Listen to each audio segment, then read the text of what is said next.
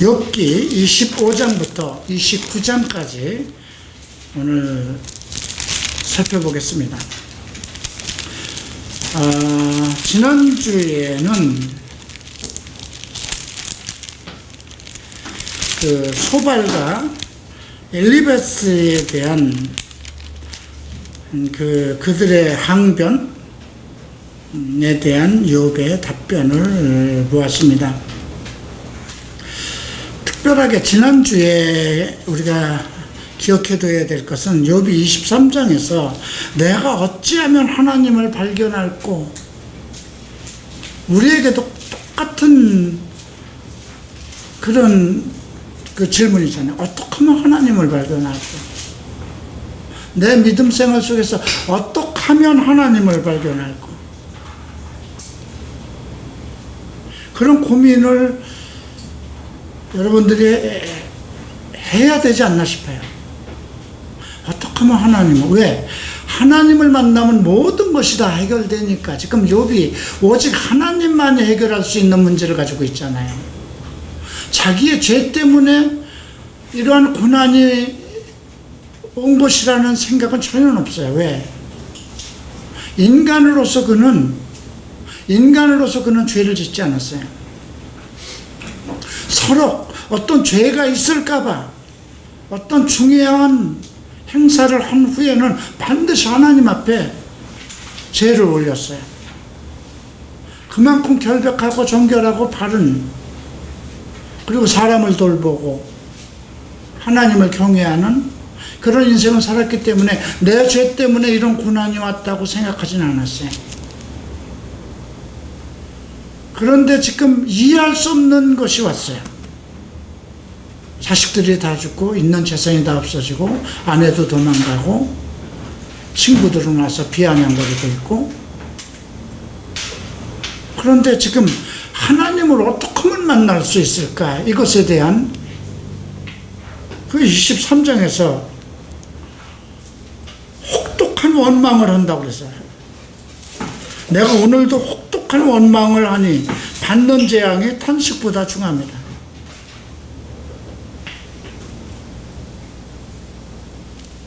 그리고 내가 앞으로 가도 그가 아니 계시고 뒤로 가도 보이지 아니하며 그가 왼편에서 일하시나 내가 만날 수 없고 그가 오른편으로 돌이키시나 배울 수 없구나. 나의 가는 길을 오직 그가 아시나니 그가 나를 단련하신 후에는 내가 정금같이 나오리라. 과연 우리가 이런 신앙 고백을 할 수 있는 믿음이 있는가 한번 생각해 봐야 돼요. 그가 이런 신앙 고백을 가진 이유는 무엇일까요? 23장 12절에 내가 그의 입술의 명령을 어기지 아니하고 일정한 음식보다 그 입의 말씀을 귀히 여겼다고 그랬어요. 그죠? 내가 맛있는 음식보다 그의 말씀을 귀히 여겼구나. 그러므로 어떤 결론을 내리냐면요, 14절에서 그런즉 내게 작정한 것을 이루실 것이라 이런 일이 그에게 많이 있느니라. 하나님께서 내게 작정한 일을 이루실 거다. 제가 이 욥기를 요즘 강해하면서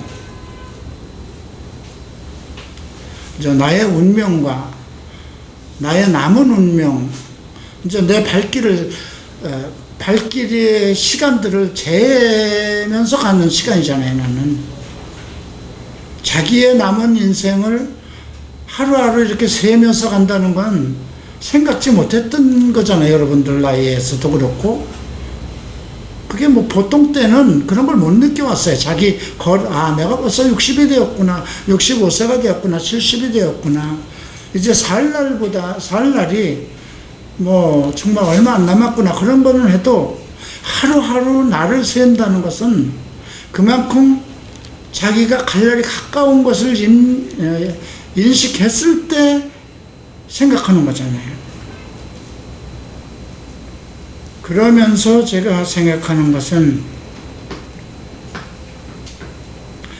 내가 내 인생에서 예수를 선택한 거는 참 참 큰 복이구나. 욥은 예수가 없었던 시절이잖아요. 하나님과 나 사이에 누가 중재를 해줘야 되는데 중재해 줄 사람이 없었잖아요. 이제 그런 한탄을 하면서 언젠가 나를 중재하실 분, 나를 구속하실 분이 이 땅에 와서 이 땅에 발을 디디고 오실 것이라는 확신을 또 가져요. 그 정도의 믿음을 가지고 있잖아요, 여기. 그래서 내가 남은 날까지 하나님의 비밀에 대해서, 하나님의 말씀에 대해서, 우리가 고린도전서 4장에서 우리는 그리스도의 비밀을 맡은 일꾼이라고 그러잖아요. 하나님의 비밀을 맡은 자라. 그리고 맡은 자에는 오직 충성이다. 그걸 생각하면서 최종적으로 내가 살아있는 동안 숨을 허락하신 그 날까지 내가 할 일이 무엇일까? 근데 결국은 좀 더 하나님의 말씀에 대해서 아직 더 알아야 될 부분에 대해서 말씀을 통해서 더 그분을 만나고 그분의 계시를 좀 더 깨우치고 인생의 비밀,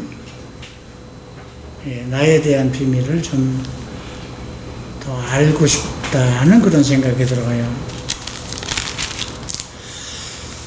그리고 24장에서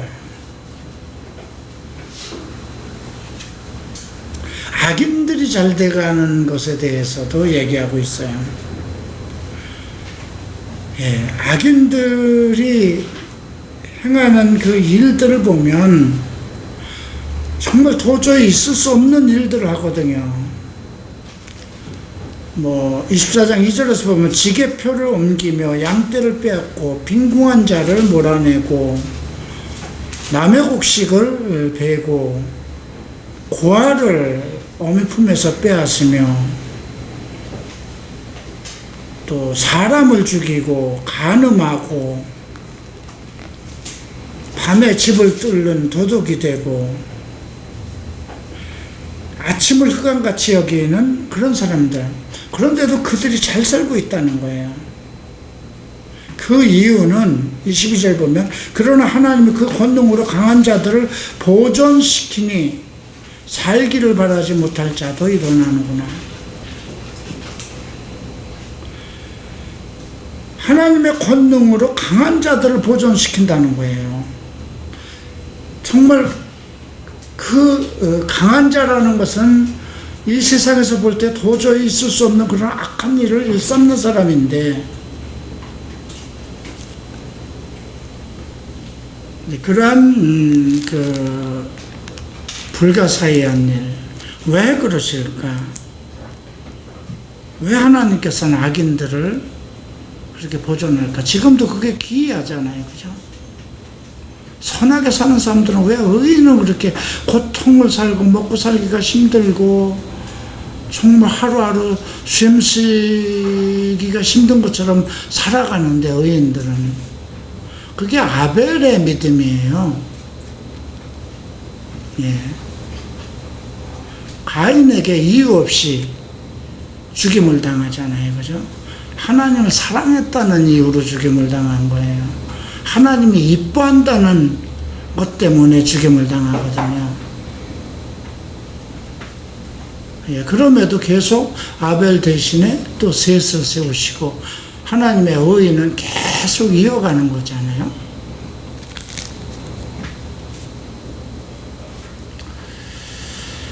그래서 24장 23절에 하나님이 그들을 호위하사 평안케 하시나 그 눈은 그들의 길에 있구나. 무슨 뜻이에요? 하나님의 그들을 호위하고 평안케 하시지만 하나님의 눈은 그들이 가는 길을 유심히 보고 있다는 거예요. 무엇을 하고 있는지, 그죠? 그들이 높아져도 잠시간에 없어지나니 낮아져서 범인처럼 체함을 당하고 곡식 이삭이 배임을 입느니라. 곡식이 배임을 당한다는 건 뭐예요? 때가 되면, 곡식은 때가 돼야 자르는 거잖아요, 그죠? 이 말은 악인의 악이 쌓일 때까지 기다린다는 거예요. 하나님이 그들을 보호하사 그들이 정말 그 악한 일을 해도 그냥 승승장구 승리하고 잘 되는 거지만 하나님은 그들의 길을 보고 있고 결국 아무리 높아져도 잠시간에 없어진다는 거죠. 결국은 악인은 반드시 망한다는 거예요. 그러니까 악인의 불의를 보고 기뻐하지 말라는 그 시편 말씀도 있어요. 예. 자, 오늘 25장 수아 사람 빌닷이 대답하여, 이 빌닷에 대해서 좀 이해할 필요가 있는데요. 11장을 한번 보십시다.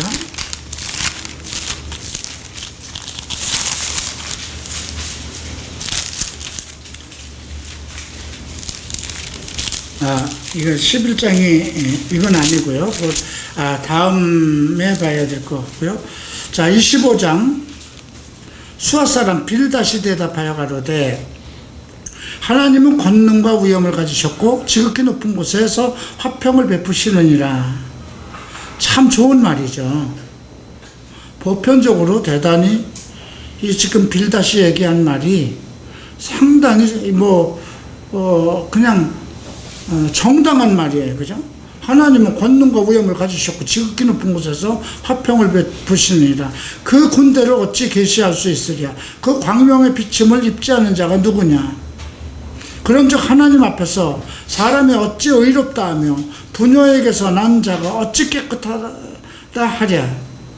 하나님의 눈에는 달이라도 명랑치 못하고 별도 깨끗지 못하거늘 하물며 별내인 사람 구더기인 인생이. 여기 지금 4절과 6절은 욥을 비아냥거리는 거예요. 지금 2절 3절에서 하나님에 대해서, 하나님의 그 군대에 대해서 그렇게 정의를 하고 나서 하나님 앞에서 사람이 어찌 의롭다 하며, 지금 욥이 자기는 의로움을 주장하잖아요. 부녀에게서, 여자에게서 난 자가 어찌 깨끗하다 하느냐. 이거 보면 정당한 거예요. 그죠? 인간은 모두 죄다. 여인이 낳은 자는 전부 다 아담의 후손이니까 죄인이다, 이런 얘기예요. 하나님의 눈에는 달이라도 명랑치 못하고 별도 깨끗하지 못하거든 하물며 별내인 사람 구더기인 인생이라. 너 자신을 돌아봐라. 네가 지금 깨끗하다, 성결하다, 의롭다 얘기를 하는데 너가 구더기와 같은 인생 아니냐. 이렇게 지금 빌닷이 얘기를 하는 겁니다. 거기에 대해서 답변을 합니다.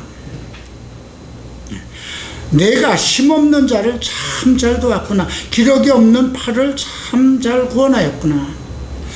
그가 현 생활에서 행한 일에 대해서 지금 논리를 하고 있습니다. 지혜 없는 자를 참 잘 가르쳤구나. 큰 지식을 참 잘 나타내었구나. 내가 누구를 향하여 말을 내었느냐. 네 신이 내게서 나왔느냐. 지금 아주 특별한 얘기를 하고 있어요. 네 신이 내게서 나왔느냐 그래요. 누구의 신이 너에게서 나왔느냐, 이건 뭐예요? 지금 내가 힘없는 사람을 돕고 기력 없는 팔, 그런 사람들을 구원하고 지혜 없는 자들을 가리키고 큰 지식을 참 잘 나타냈지만 내가 누구를 향하여 말을 내었고 네 신이 내게서 나왔느냐. 이 말은요, 그렇게 돕고, 그러니까 힘없는 자, 팔 없는 자, 지혜 없는 자를 가리키고 한 것은 누구를 향하여 말을 내었느냐. 이 말은 뭘까요? 너와 관계가 있는 사람에 대해서 했다는 거예요. 우리가 예수님이 그 말씀을 하시잖아요. 그 바리새인 두령집에 이제 초대를 받아서 너희가 누구를 도우려면 너희 친구들이나 이웃들이나 형제들이를 초청하지 말라. 저는 자들이나 병신들이나 그런 사람들을 초청하라고 그러죠. 근데 지금 욥이 얘기하는 것은 네가 돌보고 했던 그런 사람들, 힘없는 자를 참 잘 돕고 기력 없는 자의 팔을 잘 구원하였고 지혜 없는 자를 잘 가르쳤고 큰 지식을 참 잘 나타냈지만 그것이 누구를 향해서 한 것이냐 이거예요. 결국 너의 유익을 위해서 한 거 아니냐. 요즘 어떤 대통령들이나 어떤 지도자들이 누구를 세울 때 다 자기의 어떤 힘과 자기와 관계되는 사람을 세우잖아요. 그죠? 예수님도 그런 말씀을 했어요. 세상의 권세자들은 그 자식들을 세운다는 거죠. 그러나 하나님 나라는 그렇지 않다는 거죠. 나중된 자가 먼저 된다 이런 말씀하셨는데 지금 그 빌닷이 살아가면서 엄청난 일을 한 거예요.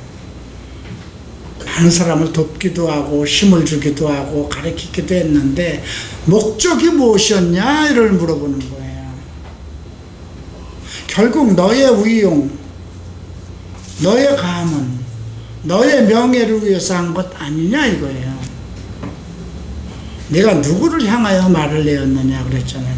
두 번째, 네 신이 내게서 나갔느냐.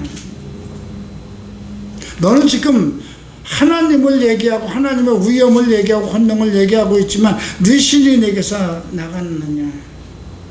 재물과 명예를 귀히 여기는 하나님보다 너의 목적, 재물과 너의 명예를 위한 그것이 너의 신이 아니냐 이거죠. 이제 우리가 이렇게 생각하면 돼요. 수앗 사람 빌닷이 어느 큰 교회 목사라고 한번 생각을 해보세요. 그 사람이 내가 우리 교회 어떤 사람을 많이 도와주기도 하고 힘들고 일으켜 세우기도 했습니다. 자기 자랑을 많이 할 수 있잖아요. 요즘 그 TV에 가끔가다 이렇게 대형교회 목사들 사건들이 자꾸 이렇게 나와요. 그죠? 그럼 그 목사들이 나와서 변명하는 것들을 보면 똑같아요. 지금 내가 얼마나 정말 얼마나 좋은 일을 많이 하고 얼마나 하나님에 대해서 열정적으로 다 가르치고 뭐 이런 얘기를 하거든요. 근데 욥은 그 속을 아는 거예요. 네가 하나님의 권위와 위엄을 얘기하고 이불은 얘기하고 있지만 네가 한 말들이 누구에게 나갔느냐. 너와 관계에 있는 사람, 내 명예를 위해서, 네 권세를 위해서 싸운 것 아니야. 결국은 너의 신이 누구냐 이거죠. 하나님이냐, 너를 지켜줄 재물이냐, 명예냐, 이걸 얘기하는 겁니다. 그리고 5절에서 음령을 얘기합니다. 음령은 이게 지하세계의 영들이라고 하면 돼요. 음부의 영이라고 생각해야 돼요. 음령들이 큰 물과 수정 밑에서 떠나니 하나님 앞에는 음부도 드러나고 멸망의 웅덩이도 가리움이 없느니라. 그러니까 하나님 앞에는 그 어떤 영, 지옥의 영들이든 그 어느 것도 그 은밀한 것을 숨길 수 없다는 거죠. 솔로몬이 전도서 마지막 편에서 마지막 절에서 그렇게 얘기를 합니다. 일의 결국을 다 들었으니 우리가 하나님을 오직 경외할 뿐이다. 사람의 은밀한 것을 하나님께서 판단하신다고 그랬거든요.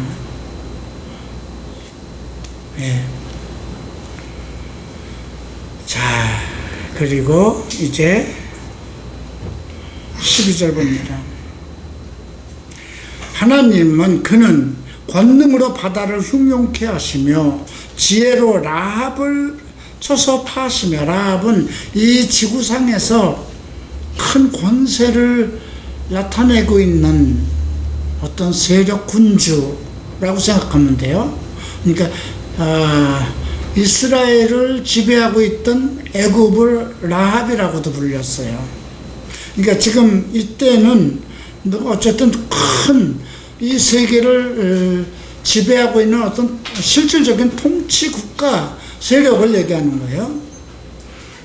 지혜로 라합을 쳐서 파하시며 그 신으로 하늘을 단장하시고 손으로 날랜 뱀을 찌르시나니, 지금 라합을 얘기하고 뱀을 얘기합니다. 이런 것은 그 행사의 시작점이요 우리가 그에게 대하여 들은 것도 심히 세미한 소리뿐이라. 그 큰 능력이 우리야 누가 능히 측량하랴. 결국 하나님은 인간이 어떤 일을 하시든지 그 마음에 그 마음을 통찰하시고 그 마음 속에 역사하는 그를 지배하는 어떤 세력과 어떤 사탄의 악한 것들을 다 징치하신다는 거죠. 그것을 알 수 있는 자는 아무도 없다는 것이죠. 자, 이렇게 욥이 수아 사람 빌닷의 것을 대답하고 이제 계속 이제 비사를 들어서 가로되, 이 27장은 욥의 신앙 고백이기도 합니다. 나의 의를 빼앗으신 하나님, 나의 영혼을 괴롭게 하신 전능자의 사심을 가리켜 맹세하노니. 그리고 이렇게 주석을 달았어요. 가로를 하고, 내 생명이 아직 내 속에 완전히 있고 하나님의 기운이 오히려 내 코에 있느니라. 지금 자기의 숨이 경각에 달려있는 그 상황에서도 내 생명은 아직 내 손에 완전히 있다는 겁니다. 그러니까 이 육체의 어떤 더러움과 이런 것과 관계없이 그 생명이라는 것은 자기의 혼과 영혼에 있음을 지금 언급한 것이고요. 하나님의 기운이 아직 내 코에 있다. 내가 숨을 쉬고 있는 동안은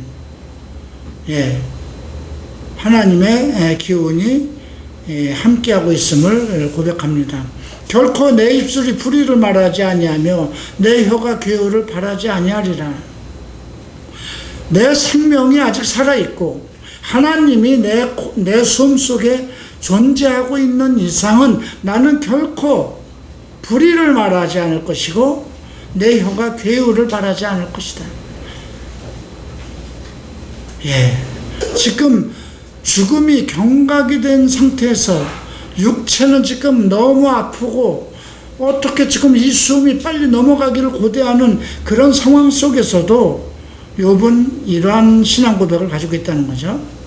나는 단정코 너희를 옳다 하지 아니하겠고 죽기 전에는 나의 순전함을 버리지 않을 것이다. 나는 단정코 너희를 옳다 하지 않겠네.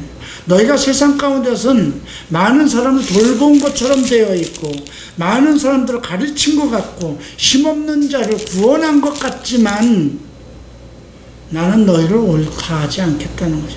너희들의 행함은 어떤 목적과 자기 계획을 가지고 있는 것이 아니냐. 하나님의 뜻을 따라서 의롭고 거룩한 자로서의 삶을 산 것이 아니지 않느냐, 이걸 얘기하는 거예요. 내가 내 일을 굳게 잡고 놓지 아니하리니 일평생 내 마음이 나를 책망치 아니하라. 이거 대단한 사람이잖아요. 내 의를 굳게 잡고 놓지 아니하리니. 성경은 우리의 의, 사람의 의로 하나님 앞에 나아갈 수 없다고 하는 것이 성경의 가르침이에요. 오직 그리스도의 의만이 나를 주관할 수 있고, 내가 그리스도를 믿을 때 그리스도의 의를 통해서 내가 의인이 될 수 있고, 하나님이 나를 자기 자녀로 삼아 주신다는 거거든요. 그런데 지금 그 당시는 예수 그리스도가 없는 때예요. 그런데 나는 내 의를 굳게 잡고 놓지 않는 거예요. 그만큼 하나님 앞에 의로움을 확신하고 살아간 사람이었거든요. 일평생 내 마음이 나를 책망하지 않으리라. 우리가 이렇게 살 수 있을까요?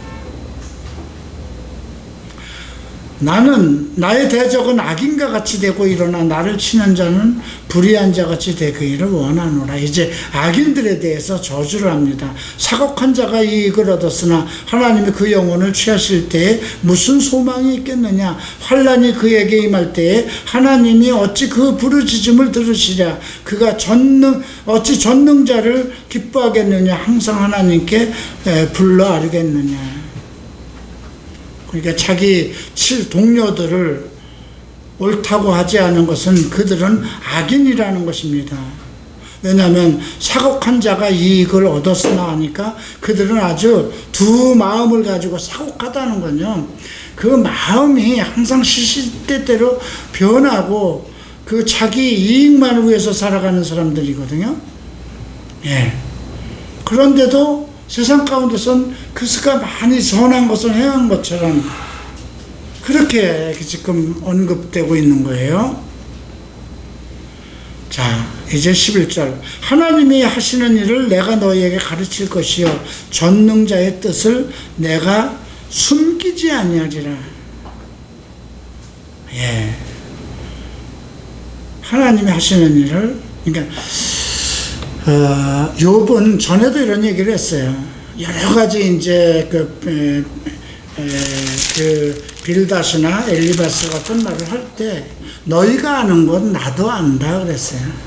너희가 알고 뭐 참 하나님을 높이고 하나님의 지혜와 하나님의 권능에 대해서 얘기를 하고 뭐 인생에 대해서 죄에 대해서 얘기를 하지만 너희들이 알고 있는 것은 나도 알고 있다 이렇게 얘기를 했죠. 근데 이제 내가 하나님이 하시는 일을 내가 너희에게 가르칠 것이요 전능자의 뜻을 내가 숨기지 아니하리라는 것은 너희들 침묵하고 나한테 다시 배워라. 지금 예수님께서 그 서기관들과 바리새인들과 율법사들에게 하는 말이나 마찬가지예요. 그 요한복음 8장 31절을 보면 자기를 믿는 유대인들에게 너희가 내 말에 거하면 나의 제자가 되겠고 진리를 알게 되리니 진리가 너희를 자유케 하리라. 그죠? 그 많은 사람들이 유대인 중에서도 예수를 믿는 사람들이 있어요. 근데 예수를 믿는다는 것은 그의 말씀이 자기 안에 있어야 되는 거잖아요. 근데 예수를 믿는데 예수의 제자가 되지는 않는 거예요. 그래서 예수님이 얘기를 하는 거죠. 그렇기 때문에 그들은 자유함을 얻지 못하고 율법과 복음 사이에서 항상 갈등을 가지고 있는 거예요. 그 니고데모 같은 사람들, 또 그 가말리엘과 같은 그런 사람들, 가끔 진리를 얘기를 해요. 예수의 의로움을 알고 있어요. 그런데도 그의 제자가 되기를 원하는 건 아니에요. 자기네들이 높은 지위 때문에. 그래서 예수님이 자기를 믿는 유대인들에게 내 말이 너희 안에 있으면, 이 말은 무엇이냐면 내가 전하는 복음을 너희가 마음속으로 받아들일 수 있다면 나의 제자가 되고, 그럼 진리를 알게 되리니 진리가 너희를 자유케 하리라. 지금 똑같은 상황이에요. 내가 너희를 가르칠 것이라는 거죠. 너희가 그렇게 모든 것을 알고 있는 것 같지만 나는 너희 속을 알고 있고, 너희가 그런 마음을 가지고 행하는 그 모든 것은 결국 사곡하고 악한 것이라는 거죠. 너희가 다 이것을 보았거늘 어찌하여 아주 허탄한 사람같이 되었는고. 너희가 말하는 것처럼 모든 것을 다 보았고, 악인이 하나님께 얻은 분기, 강포자가 전능자에게 받은 산업은 이것이라. 여기서도 얘기하잖아요. 하나님께 악인이 얻을 분깃과 강포자가 전능자에게 받을 산업에 대해서 얘기하고 분깃에 대해서 얘기하거든요. 그러니 이 세 사람의 친구들은, 네 사람의 친구들은 결국 그 자기네들이 선인처럼 다른 사람들을 지도하는 그런 선한 사람처럼 나타나서도 위선자였다는 거예요. 자기의 목적, 재물을 신으로 삼고 자기의 목적을 섬기면서 그것을 얘기하는 거거든요.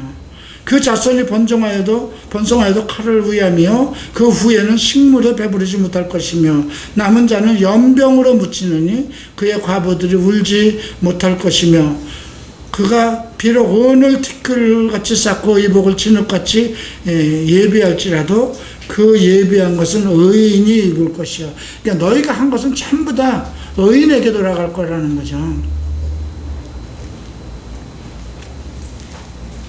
자, 이렇게 그 27장에서 언급을 하고요. 자, 28장 봅니다. 28장은 그 하나님의 지혜에 대해서 얘기를 합니다. 하나님의 지혜가 어디에서 나오는가. 근데 이것을 얘기하면서 우리가 한 가지 말씀을 봐야 될 것은 11장 6절을 한번 보죠.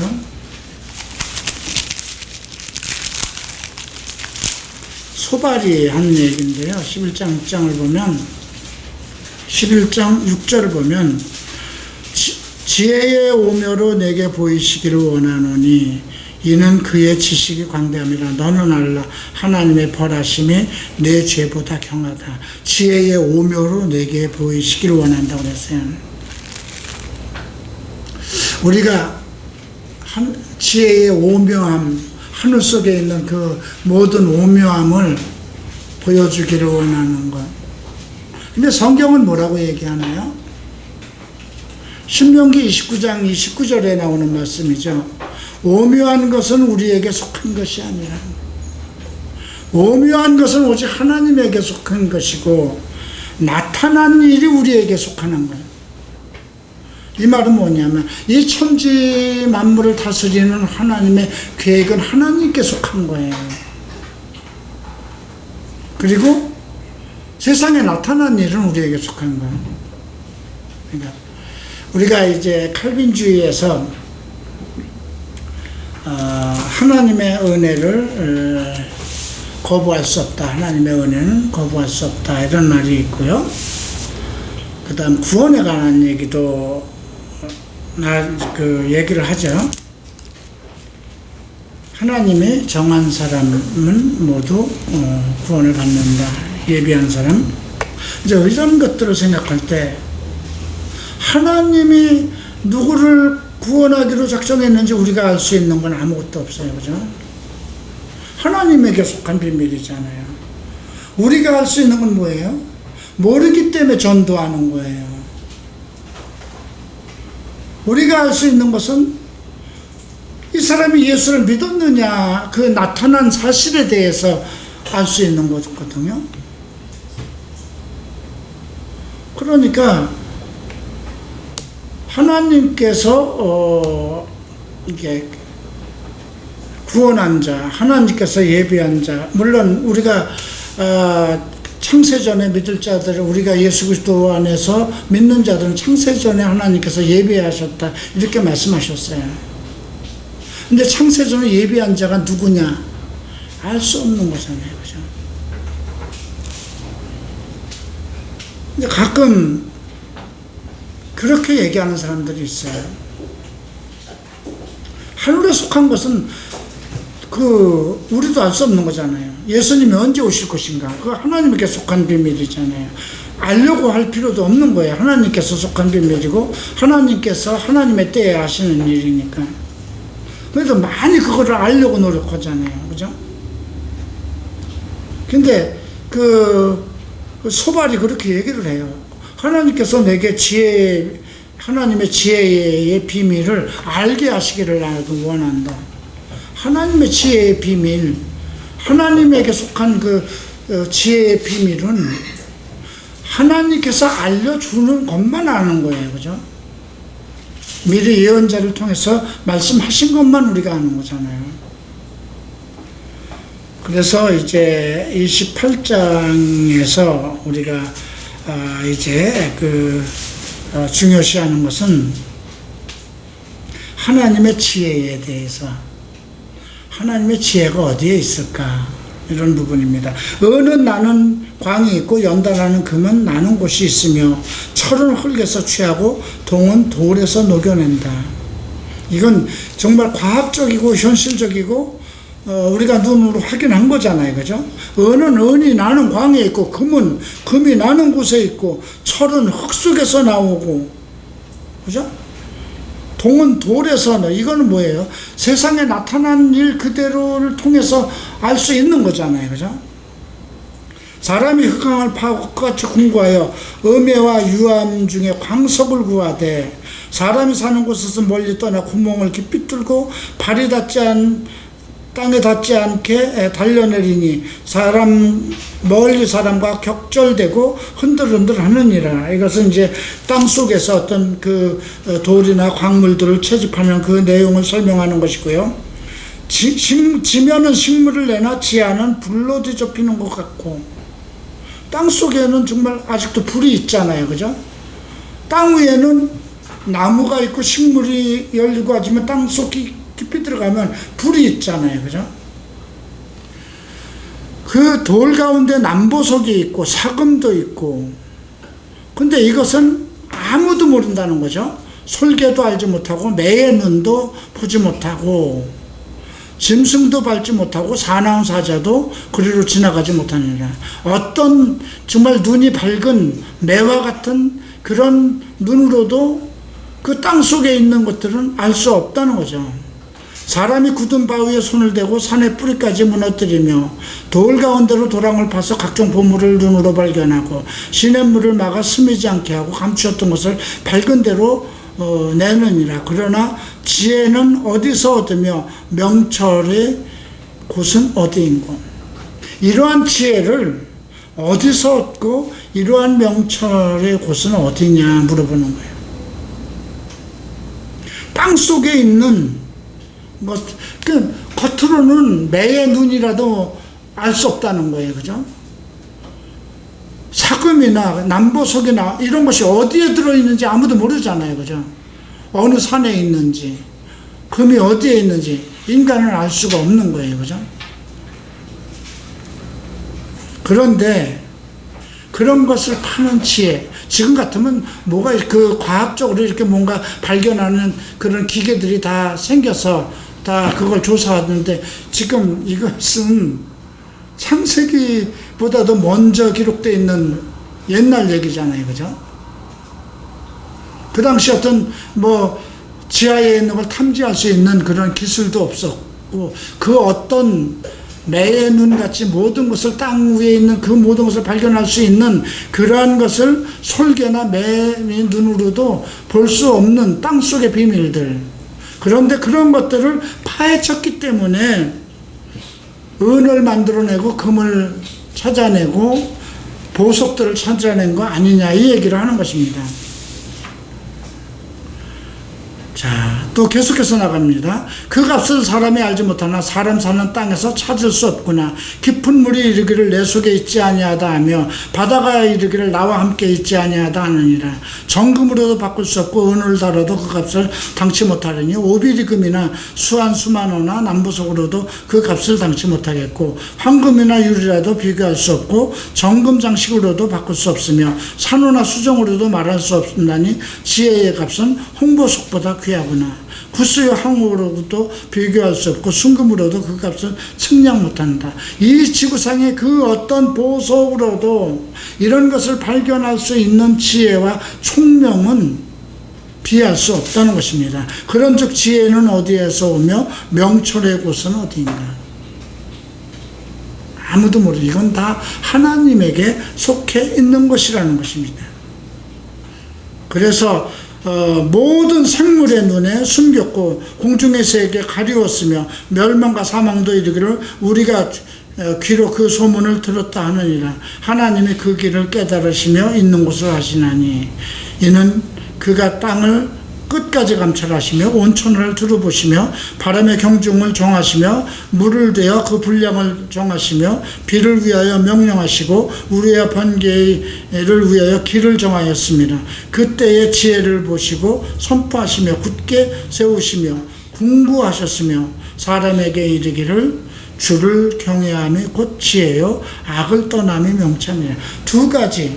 그러니까 이런 우리가 금보다 보석보다 더 귀한 것, 우리가 실질적으로 땅속에 있는 그 은이나 금이나 남보석이나 이런 것을 찾는 것은 새의 눈으로도 어떤 독수리의 눈으로도 발견할 수 없는 정말 그 땅속에 있는 비밀이지만 그런 것을 발견할 수 있는 모든 그런 지혜, 그것보다 더 귀한 것을 발견할 수 있는 그것이 지혜인데 이것은 세상을 살아가는 지혜를 얘기하는 거예요. 그 지혜를 어디에서 얻을 것이냐. 즉 그 금보다 은보다 또 모든 그 보석보다도 귀한 그 지혜를 어디에서 구할 것이냐. 두 가지로 얘기하고 있습니다. 주를 경외함. 이것은 성경에서 계속 잠언서에서도 얘기하고 있는 것입니다. 시편에서도 얘기하고요. 주를 경외함이 곧 지혜요. 경외한다는 건 뭘까요? 두려우며 떨며 존경하는 겁니다. 그의 위엄과 그의 크심과 그의 은혜와 사랑 감당할 길 없어서 두려워하며 존경하는 거죠. 주를 경외함이 곧 지혜요 악을 떠남이 명철이라. 악에서 벗어나야 깨달음이 온다는 겁니다. 악에 얽혀 있고 돈에 얽혀 있고 세상 재미에 얽혀 있으면 그것 때문에 깨닫지 못한다는 거예요. 세상 살아가는 지혜를. 첫째는 하나님을 경외하는 것이고요. 둘째는 악에서 떠나는 것. 근데 이게 쉽지 않잖아요. 우리도 지금 똑같아요. 하나님을 사랑해요. 근데 아직 악에서 떠나지 못하고 있어요. 결국 악에서 떠나지 못하면 명철하지 못해요. 무엇인가 깨달음이 없고 판단력에서 흐려져요. 결국 하나님의 지혜를 받지 못한다는 거예요. 나는 하나님도 사랑하지만 세상도 사랑한다. 이건 논리가 안 되는 거잖아요. 그죠? 나는 의인이지만 죄를 짓는다. 이건 논리적으로도 안 맞는 거잖아요. 이건 두 가지가 다 같이 이루어져야 되는 거예요. 하나님을 경외하는 자는 악에서 떨어져 있어야 되는 거예요. 그래야만 하나님의 지혜와 명철이 함께 오는 것이죠. 자, 이제 오늘의 마지막 장이 19장입니다. 29장에서는 과거 자기 하나님의 빛이, 하나님의 사랑이 자기에게 나타났을 때에 대해서 얘기합니다. 욥이 비사를 들어가로되 내가 이전 딸과 하나님의 나를 보호하시던 날에 지내던 것 같이 되었으면, 하나님이 나를 보호하시던 날에 지내던 것, 과거의 나를 회상하는 거예요. 그때는 그의 등불이 내 머리를 비췄고 내가 그 광명을 힘입어 흑암에 행하였느니라. 어두운 세상을 살아가는데 하나님의 광명으로 살아갔다는 것입니다. 나의 강장하던 날같이 지냈으면 그때는 하나님의 우정이 내 장막 위에 있었어. 하나님의 우정이라고 그랬어요. 하나님이 나를 친구처럼 여겼다는 거죠. 그때는 전능자가 오히려 나와 함께 계셨으며 나의 자녀들이 나를 둘러 있었으며 내가 우리 자녀들과 함께 살아갈 때 전능자가 함께 하셨다는 겁니다. 버터가 내 발자취를 씻기며 반석이 나를 위하여 기름 시내를 흘러내렸으며, 그만큼 내 그 발자취를 버터가 나의 발자취를 씻기고 반석이 나를 위해서 기름 시내를 흘러내렸다는 건 뭘까요? 그만큼 하나님 안에서 모든 일이 급속도로 빠르게 진행됐다는 것을 얘기하는 겁니다. 8절 나를 보고 소년들이 숨으며 노인들은 일어서 나서 서며 방백들은 말을 참고 손으로 입을 가리며, 여기서 방백은 지도자들이거든요. 예, 귀인들은 소리를 그만이 그 혀가 입천장에 붙었느니라. 귀가 들은 즉 나를 위하여 축복하고 눈이 본 즉 나를 위하여 증거하여. 이게 대단한 사람이었어요. 욥이 고난을 받기 전에 그의 위치와 그의 그 존귀함이 하나님이 함께 하셨다고 그러잖아요. 내가 자녀들과 함께 있을 때 전능자의 힘이 함께 하셨다고 그러고, 하나님이 자기를 보호할 때에 그의 등불이 나에게 함께 했기 때문에 어둠 속을 달려갈 수 있었다는 겁니다. 그래서 어떤 말을 하면 노인들도 일어서고, 그 방백들, 어떤 통치 지배 속에 있는 그런 지혜자들도 다 손으로 입을 막았다는 건 뭡니까? 자기네들 지혜로 모든 것을 얘기해도 자기 지혜들보다 욥의 지혜가 낫기 때문이죠. 귀가 들은 즉 나를 위하여 축복하고 눈이 본 즉 나를 위하여 증거하였으니 이는 내가 부르짖는 빈민과 도와줄 자 하면 고아를 건졌습니다.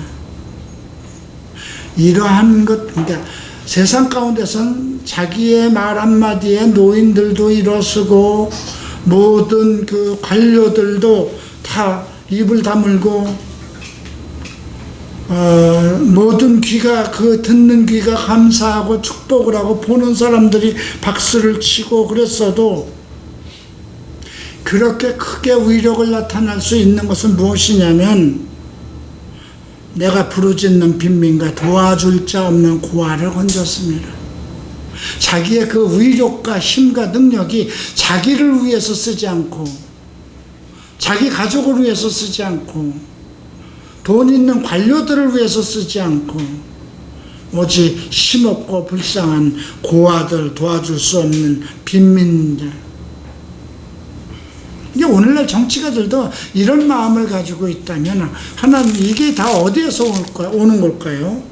그 28장 28절 지혜 때문에 그래. 사람이 이르기를 주의 경외함이 지혜요 악에서 떠난 명철이라. 욥은 하나님을 경외하고 악에서 떠나서 이런 지혜와 명철을 얻은 거예요. 망하게 된 자도 나를 위하여 복을 빌었으며, 그건 뭐예요? 망한 자들도 욥을 만나면 해결되는 거예요. 과부의 마음이 나로 인하여 기뻐 노래하다. 과부가 얼마나 외롭고 쓸쓸해요. 그런데도 욥을 통해서 위로를 받을 수 있었다는 거죠. 내가 의로 옷을 삼아 입었으며 나의 공의는 도포와 면류관 같았다. 의로 옷을 삼았다는 건 뭡니까? 오직 의로움. 왜 그랬을까요? 이는 실제로 예수가 없어도 그 마음속에 예수가 있었거든요. 그의 마음속에 예수가 있었기 때문에, 예, 나는 소경의 눈도 되고 절뚝발이의 발도 되고 병신들과 함께, 그죠? 지내고 빈궁한 자의 아비도 되며 생수한 자의 일을 사실하여 주었으며 불의한 자의 어금니를 꺾고 그 이사에서 겁탈한 물건을 빼앗는, 이 가난하고 없는 사람들을 먹는 그 입에서 겁탈한 물건을 빼어내고, 내가 스스로 말하기를 나는 내 보금자리에서 선종하리라. 나의 날은 모래같이 많을 것이라. 내 뿌리는 물로 뻗어 내려가고 내 가지는 밤이 맞도록 이슬을 젖으며 내 영광은 내게 새로워지고 내 활은 내 손에서 날로 강하여지리라 하였느니라. 무리는 내 말을 들으며 나의 가르치기를 잠잠히 기다리다가 내가 말한 후에 그들이 말을 내지 못하였나니 나의 말이 그들에게 이슬같이 되었습니다. 그들이 나 바라기를 비같이 하였으며 입을 벌리기를 늦은 비 기다리듯 하였으므로 그들이 의지 없을 때에 내가 함수하여 동정하면 그들이 나의 얼굴빛이 무색하게 아니하였느니라. 내가 그들의 길을 택하였고, 이겁니다. 바로 25절. 내가 그들의 길을 택하였고 어뜸으로 앉았었나니 왕이 군중의 거함도 같았고 애국하는 자를 위로하는 사람도 같았다. 이걸로 봐서 그 욥은 상당한 지위, 어쩌면 왕이었을 것 같아요. 자기의 위치가. 그럼에도 불구하고 내가 그들의 길을 택하였다는 건 뭡니까? 모든 사람들이 어떠한 위치에 있든 병신이든 소경이든 가난한 과부든 고아든 그들을 위해서 살았다는 겁니다. 그리고 모든 사람들에게 어떤 말을 쏟아지면 그들이 그걸 듣고 이슬처럼 생각하고 또 가뭄에 단비를 원하는 사람들처럼 그들의 어떤 영적인 부분, 위로의 말, 그들에게 필요한 지혜의 말, 이런 것을 한없이 나누어 줬다는 거죠. 그러니까 자기 친구들, 그 소발이나 엘리바스 이런 사람들처럼 하늘을 얘기하고 의를 얘기하고 전능자의 신과 능력을 얘기해도 그들의 목적은 자기의 목적을 위해서 하고 자기 사람들을 살찌게 하기 위해서 그렇게 권세를 쌓아가는 거였잖아요. 그러나 욥은 나는 내 일생이 오직 가난한 자들과 병신들과 불쌍한 사람들과 고아들과 과부들과 함께하기로 나는 그들의 길을 택했다는 것입니다. 내게 주신 모든 지혜와 명철과 이 모든 것은 가난한 자를 돌보기 위한 하나님의 계획이었다는 것을 본인은 알았고 그것을 죽을 때까지 실천하겠다는 것입니다. 그것을 이제 회상했던 거예요. 지난날을. 그렇게 살아온 거예요. 자, 오늘 여기까지 하겠습니다. 앞으로 이제 한 10장 남았네요. 3번 정도로 해서 욥기를 마치게 되겠습니다. 기도하고 끝내겠습니다. 존귀하신 주님,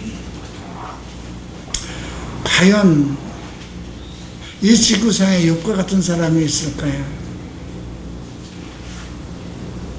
예수 그리스도의 오심 이후에도 이와 같이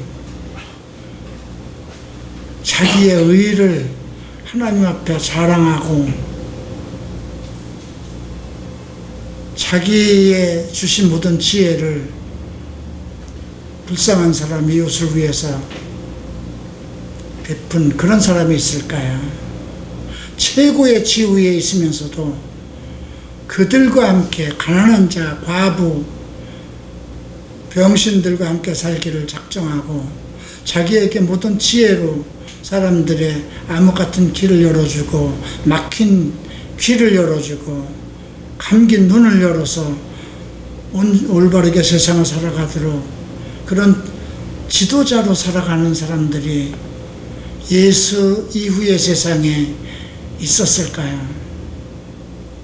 그럼에도 불구하고 성경은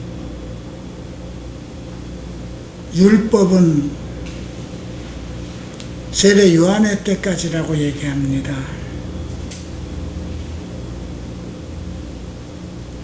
그 이후로는 모든 사람이 복음을 통해서 하늘을 침노한다고 그럽니다. 예수님께서 여자가 낳은 자 중에 가장 정말 복받은 자가 세례 요한이지만 하늘에서는 가장 작은 자가 저보다 크다 했습니다. 그것은 욥이나 세례 요한이나 세례 그 전에 있던 사람들이 그리스도의 제자들처럼 대단한 은혜를 입지 못했기 때문입니다. 주님, 우리가 욥과 같이 살진 못할 것입니다. 그렇게 정결하고 그렇게 고고하고 그렇게 의로운 사람이 되지 못할 겁니다. 그러나 요 예수로 말미암아, 우리가 예수를 믿는 믿음으로 말미암아 나를 의인 삼아 주시고, 주님이 오시는 그날에 우리가 예수와 같은 것을 보게 하실 그 은혜를 힘입어 욥보다 더한 그리스도의 의로 살아갈 것입니다. 욥의 의가 감당치 못할 예수 그리스도의 피를 믿는, 예수 그리스도의 보혈의 공로를 믿는 그 의로 살아가는 의인이 될 것입니다. 그러기 위해서 하나님을 두려워하는 지혜를 소망합니다. 또 모든 악을 스스로 끊어낼 것입니다. 우리에게 그러한 은혜를 허락하여 주시옵소서. 날로 날로 예수를 더 알아가며 예수를 기뻐하며 하나님의 의로움 속으로 달려가며 모든 악에서 벗어나는 기쁨을 얻게 하소서. 예수 그리스도 이름으로 기도합니다. 아멘.